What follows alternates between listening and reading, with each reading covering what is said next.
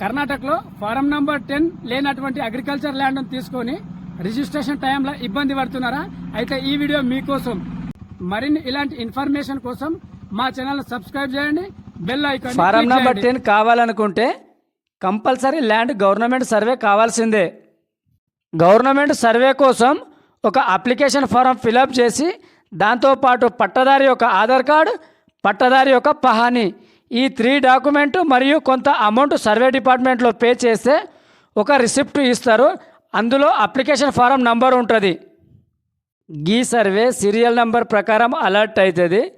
Alert అయినటువంటి server land ఓనర్కు call చేసి పలానా డేట్లో మీ ల్యాండ్ సర్వే చేయడానికి వస్తున్నామని ఇన్ఫర్మేషన్ ఇవ్వడం జరుగుతుంది. కంపల్సరీ ల్యాండ్ పొజిషన్లో ఉండాలి. మీ యొక్క సర్వే నంబర్ 4 సైడ్ వాళ్లకు నోటీస్ ఇష్యూ చేస్తారు.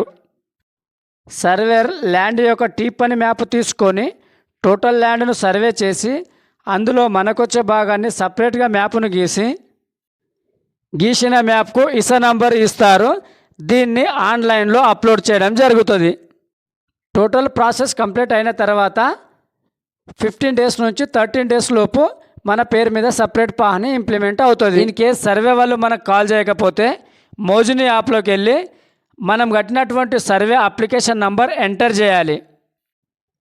ఏ సర్వర్కు అలర్ట్ అయింది, ఆయన పేరు, ఆయన మొబైల్ నంబర్, ఏ డేట్లో సర్వే చేయడానికి వస్తారు, టోటల్ డీటెయిల్స్ దీంట్లో ఉంటుంది.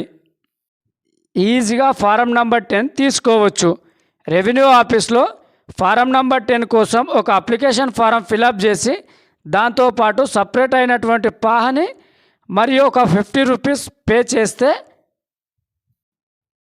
7 డేస్ నుంచి 50 డేస్ లోపు ఫారం నంబర్ 10 టోంచ్ మ్యాప్, ఆకారాబంద్, ఈ 3 డాక్యుమెంట్ ఇవ్వడం జరుగుతుంది. ఇదే ఫారం నంబర్ 10 ప్రాసెస్.